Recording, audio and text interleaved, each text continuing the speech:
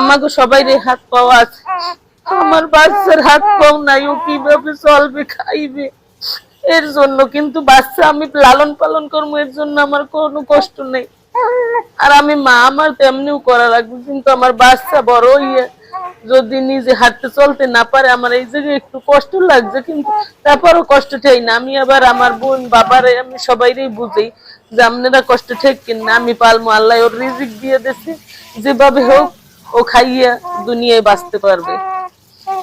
আর আপনাদের সবার কাছে আমার এইটাই অনুরোধ, আপনারা সবাই দোয়া করবেন যাতে আমার বাচ্চা চললে ফিরলে খাইতে পারে। একটু আমার পোতার জায়গাও নাই, আর আমার স্বামীও ততটা আমার কেয়ারও করে না, ও কোনো রকম কাজ করে দুগ্ধ চাল আর একটু 600 দেয় আনে। আপনারা যদি সহযোগিতা করেন আমার এই বাচ্চা দেখতে, হয়তো এখন আমার হাত আছে, রথ আছে, বল আছে, আমি কাজ করে খাওয়াইতে পারবো, কিন্তু আমার ছেলের তো একটা বড় ভবিষ্যৎ আছে, আমি তো আর চিরজীবন থাকবো না। ওরে যদি কেউ কোনোভাবে সাহায্য করে তাইলে খুশিতে করলে আমি আমার বাচ্চার জন্য নেব, আর এটা নিয়ে আমি খাবো না, আমার বাচ্চার জন্য আমি একটা ভবিষ্যতের জন্য রাখিয়ে দেব।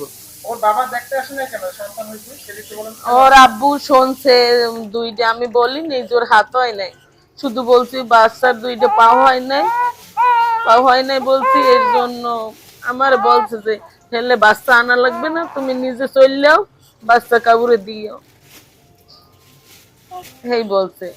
একটু কষ্ট পাইছে, পাওয়া হয় নাই তো লিখবে।